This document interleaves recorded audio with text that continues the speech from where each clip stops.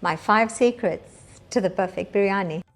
Growing up in India, biryani wasn't considered biryani unless it was goat meat. But I decided to take on the chicken challenge, and I'm taking you step by step through the process for the best biryani I've ever had. We start the process the day before. First, soak the clay pot overnight. Next, we soak the saffron. The longer it sits in the water, the more intense the color. These brown onions now need your attention. If it burns, chuck it, start again. Soon as they start to brown, turn the heat right down and take it off the pan when they're about 80% done. They'll carry on cooking. Here is the last of the prep you do the day before, the marinade. The ingredients are listed in the recipe. Yogurt being the most important in making the chicken fall off the bone, tender and moist. And the longer you leave it in, the better it gets. Of course, all the prep from today will speed up the process tomorrow.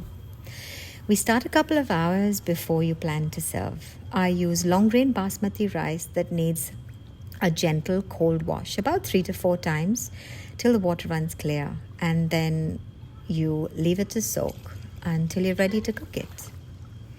Indian cooking is all about layering of flavors, and they come in at different stages of the cooking. I know what you're thinking, but trust me on the ginger. It's magical once it's steamed with the rice. So this part, it isn't garnish. It's the second layer of flavor for the rice. It's a handful of coriander, a handful of mint, the ginger, and the brown onions we made the day before. The next thing we want to do is make the dough to seal our clay pot. It's flour and water. Remember, we're not eating this bread. It's just a shaggy dough. Knead it till the dough is formed and then set aside to rest. This part was such a game changer, and I'll tell you why. My biggest nightmare with Indian food growing up was always getting a whole spice in my mouth while eating. So I decided to toast the whole spices and grind them to a fine powder instead of using them whole in my biryani. This goes straight in with the ghee for a second roast, and then the chicken is added in. I want to sear off all the spices on the chicken as well as the skin. All I'm doing now is making sure all these spices latch onto the chicken before I assemble. Have a pot of water boiling and ready, because this stage has to be done the same time as the chicken. I like to parboil my rice with the spices separated from the rice, so I don't have any whole spices sneaking in when I'm layering my biryani in the next stage. When you do quick assembly, this is my favorite part of all. Here's my chicken.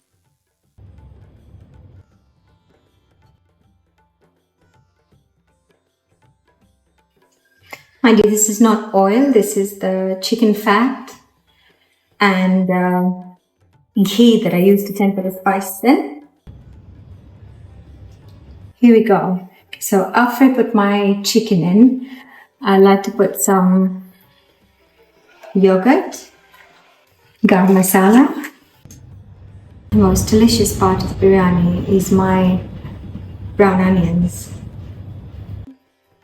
Some mint and coriander. And I like to put fresh ginger. I need extra chili. I'm going to add a few extra green chilies because when it steams, it tastes completely different. It's not that hot. It just gives you a beautiful, light herby heat. I'm going to put 1 layer of rice down. Oh, smells amazing.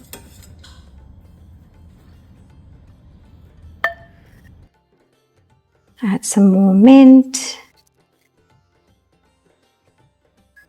brown onion, some more ginger, and put some saffron in. I found that the oven, because there's no heat coming from the bottom, it comes from all around, it just cooks much better.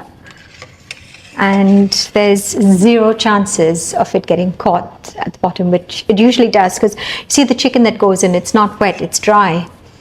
So you have to be really careful that you don't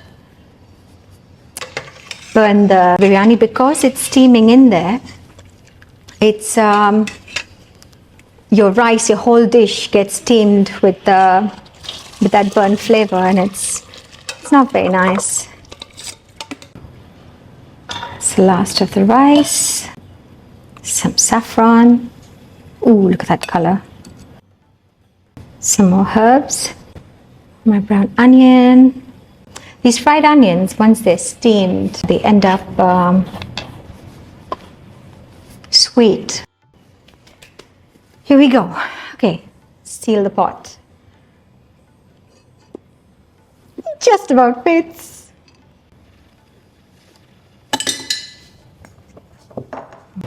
Nice shaggy dough. This is going to trap all the moisture inside.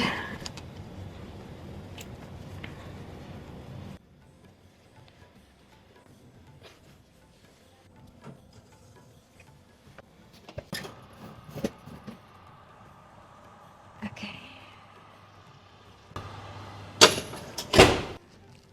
Okay.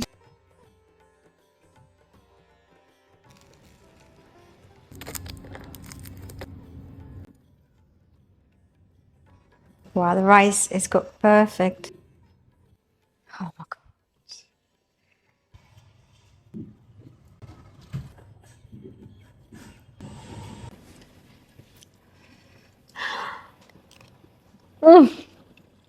God. Okay. Biryani ready to serve with some coriander and mint.